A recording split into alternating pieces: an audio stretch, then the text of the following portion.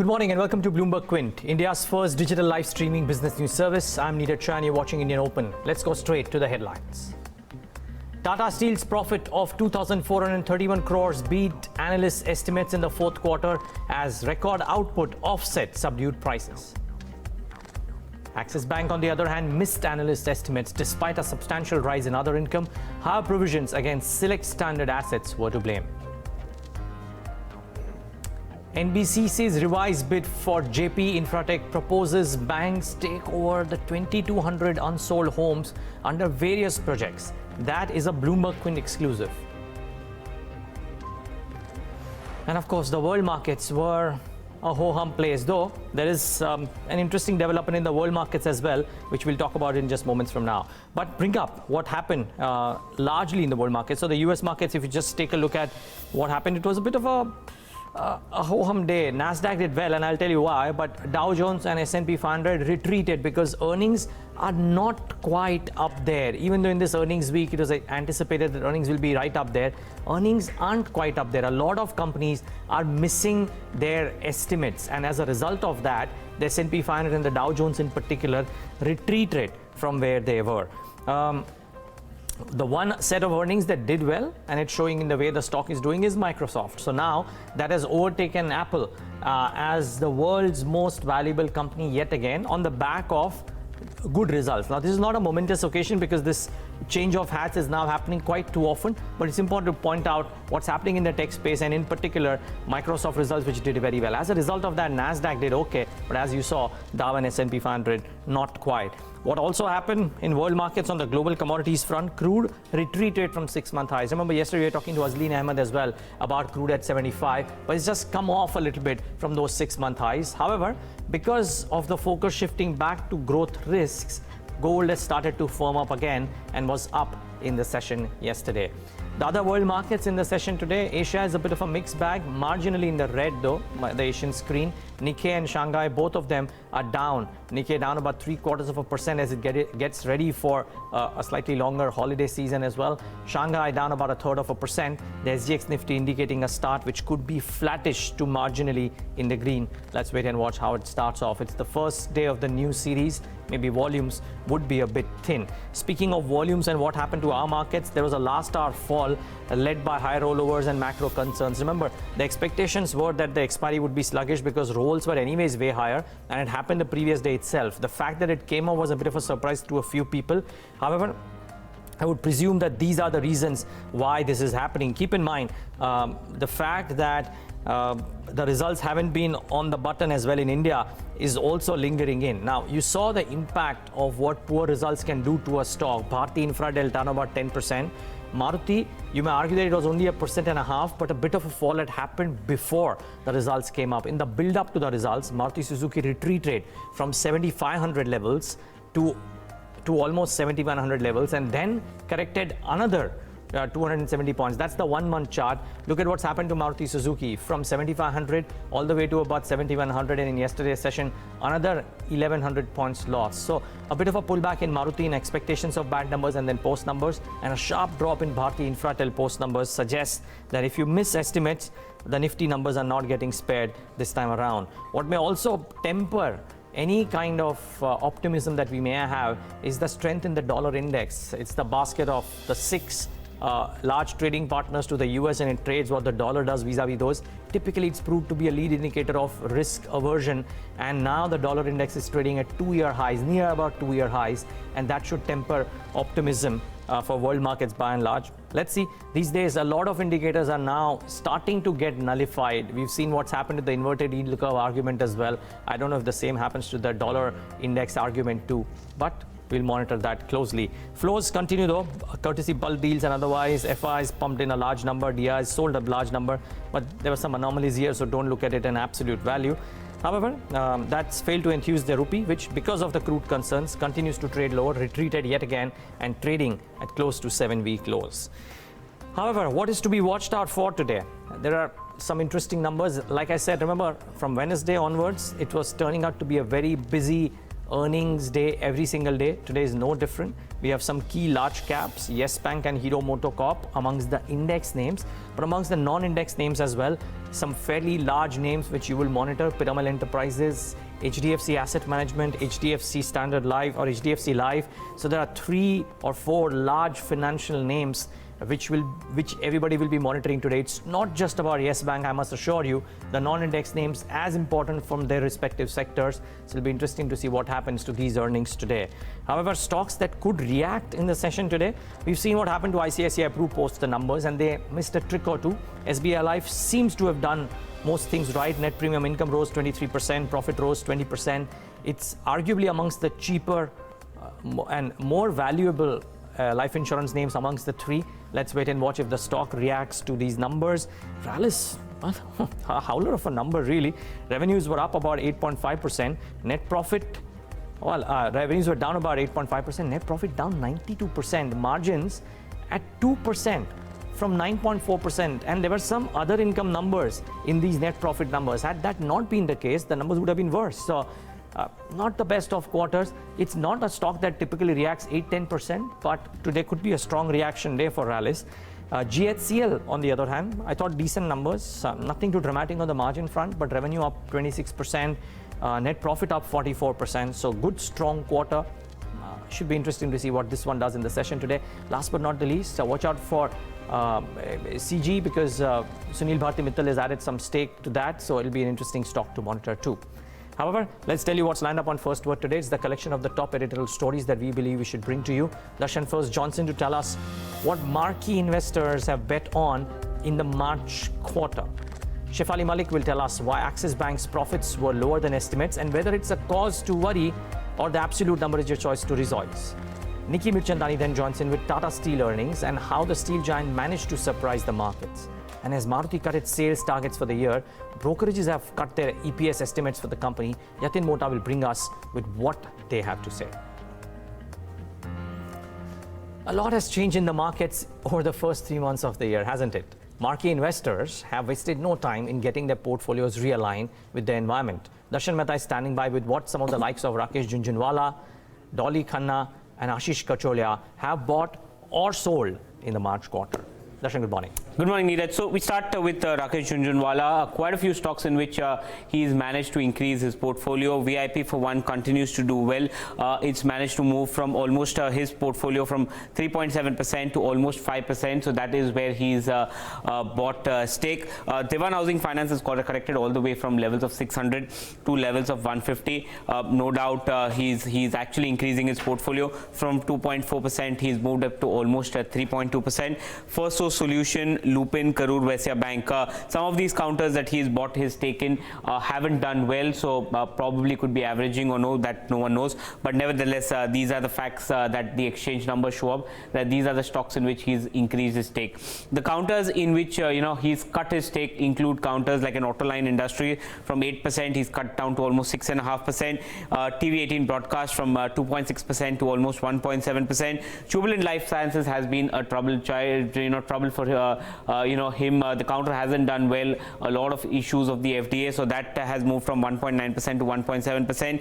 Agrotech Food and Federal Bank are the counters in which he's cut his stake. So that's Rakesh Jhunjhunwala, what he's done. The other one is Dolly Khanna. So, but remember, Dolly Khanna, the portfolio is actively managed by Rajiv Khanna, and so what he's done is that he's taken a fresh position in Butterfly Gandhimati products. So December there was no stake. In March quarter it shows a stake of 1.04%. We're considering stakes only above 1% for that. And Radico Khaitan, minor increase in stake from 1.40 to 1.41. So he already had stake, he just increased it. Where has he cut stake? Rain Industries has corrected all the way from levels of 300 to close to 100.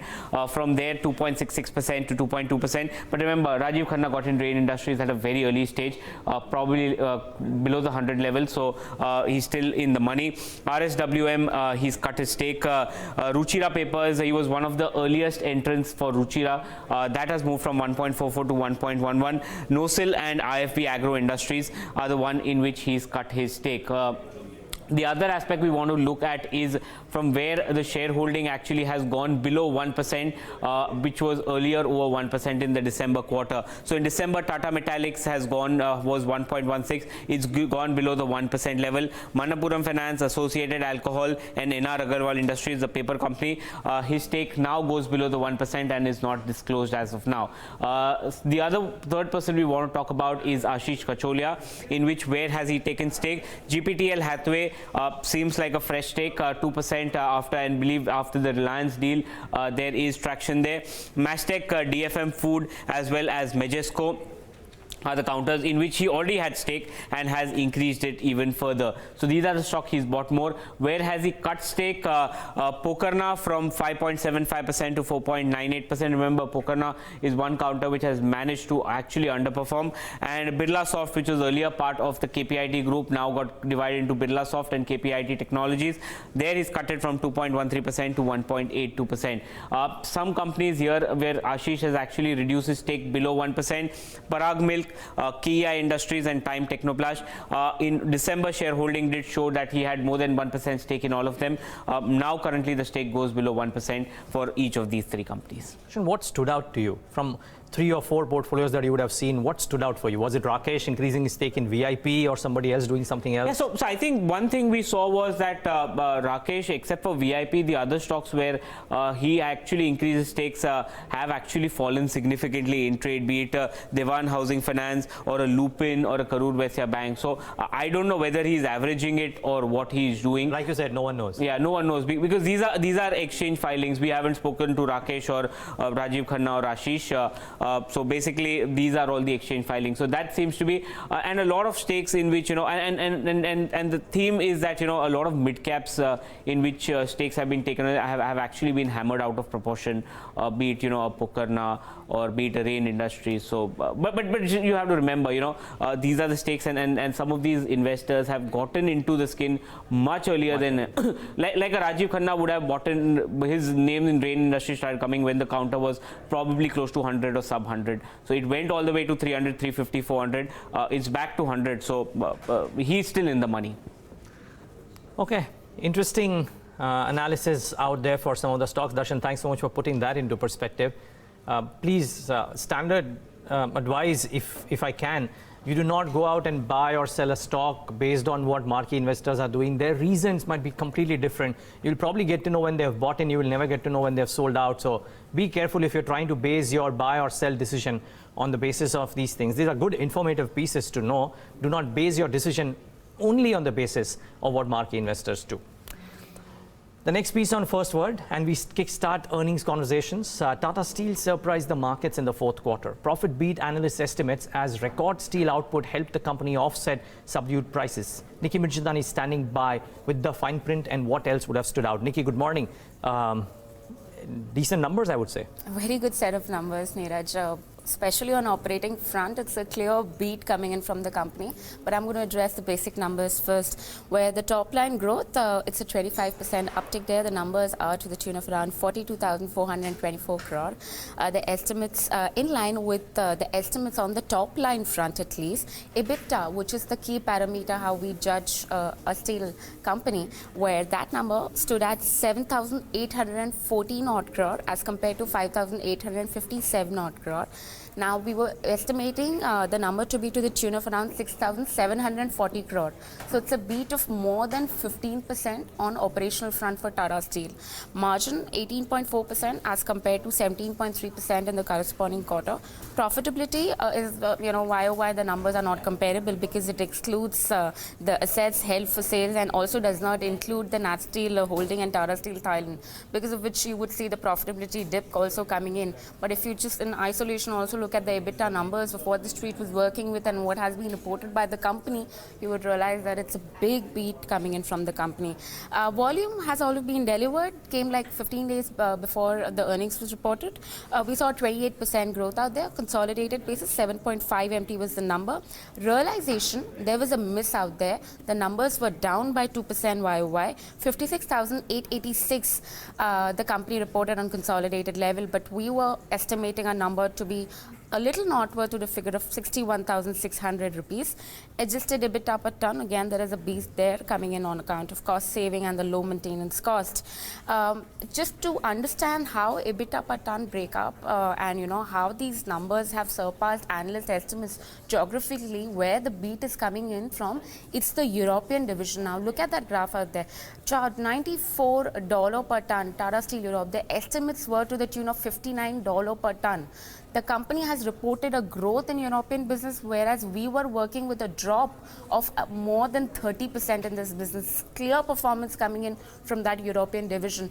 BSL division was somewhat in line, a little miss, 16% downtick there. We also saw Indian business being in line with what the street was estimating. But then the clear outperformance came in from the European division, because of which we have seen good set of numbers being reported by the company. The factors which were at play for the company were higher volumes, as I just mentioned, good growth coming in on account of the volume front, but then they were to an extent offset by the softer realization, which missed estimates.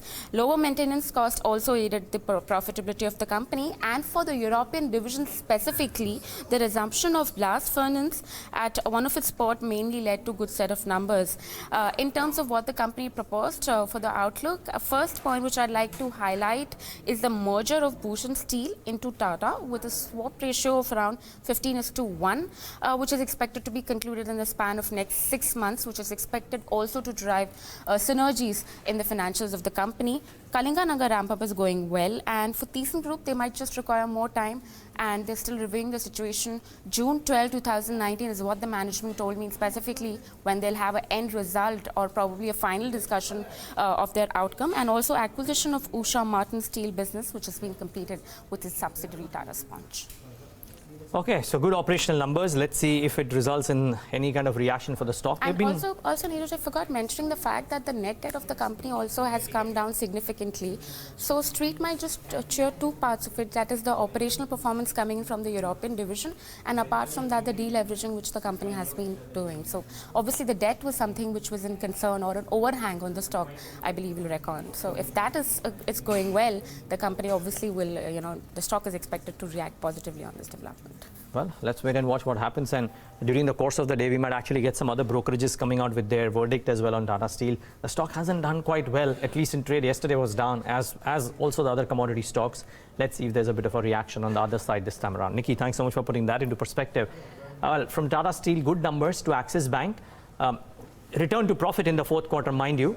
Numbers slightly lower than street estimates due to higher provisions against select assets. The question mark though, and Shefali, the question that I have for you is that yes, they have missed estimates, but the corporate banks returning to big profitability, that story is seemingly on track if Axis's numbers are to be believed.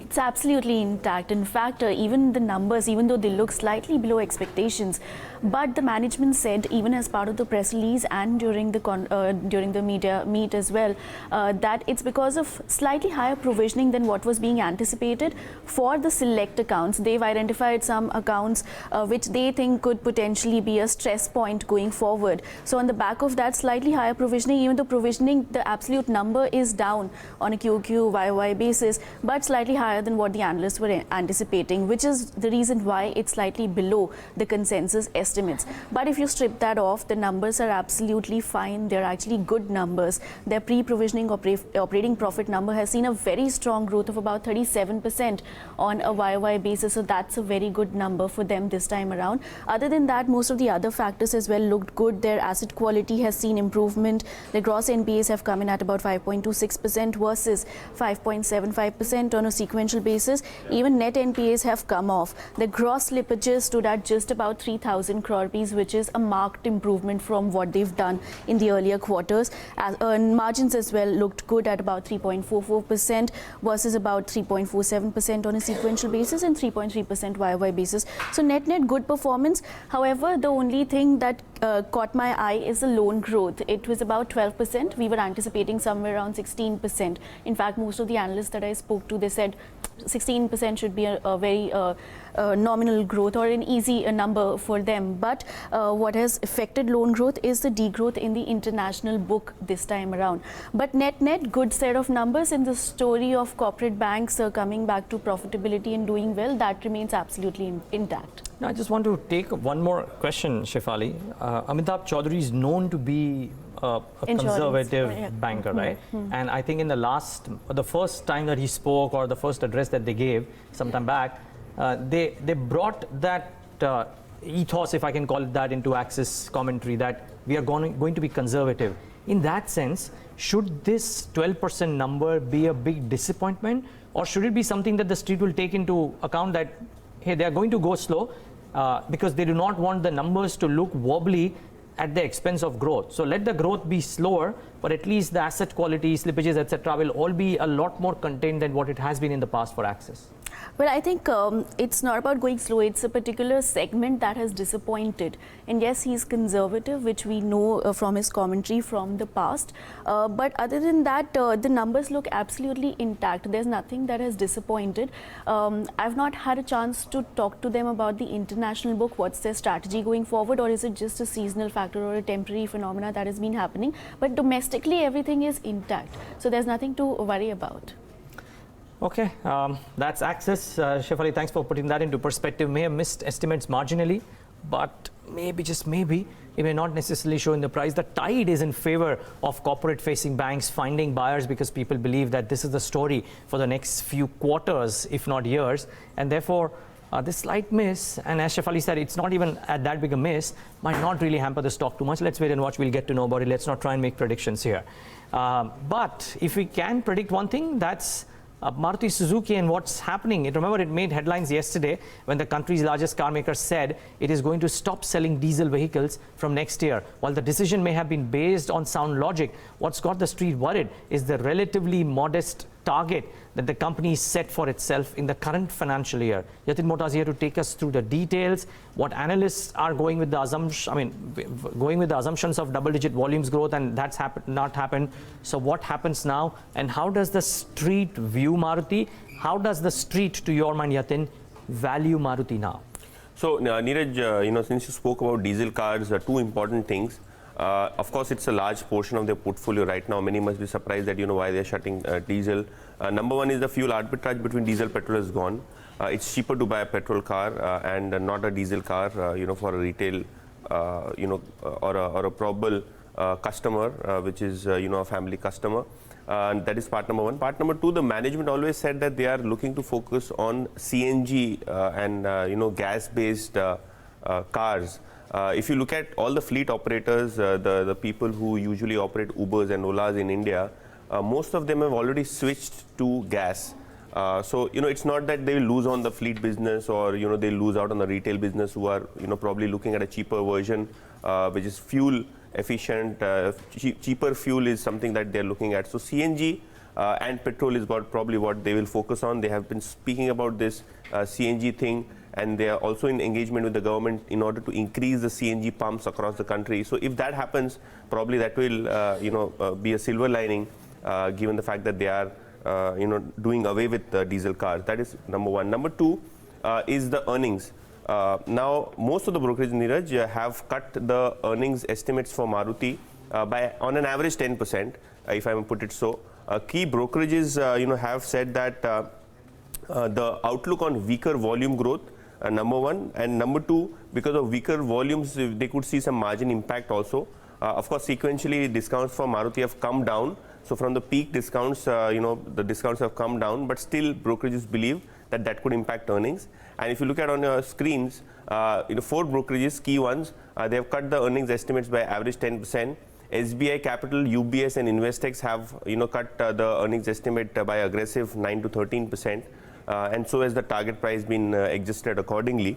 Now, if you look at CLSA, they still maintain a buy with a target price of 8,000. They say that the demand environment remains weak, but more importantly, they have not cut the earnings estimates quite aggressively. UBS also has maintained a buy with a target price of 8,200. They say that for FY 2021 they'll cut the earnings estimate by 12% and 8% respectively, and they do expect the depressed near-term earnings due to ramp-up costs of the new plant as well as the regulatory transition, basically, which is the emission norms BS6 as well as the safety norms, which we spoke about yesterday as well. Credit Suisse says that they have hiked the target price to 6,300. They have, a conservative target price on Maruti Suzuki. So when they roll over their estimates from FY19 to FY20, a 200 rupees increase is what we have seen.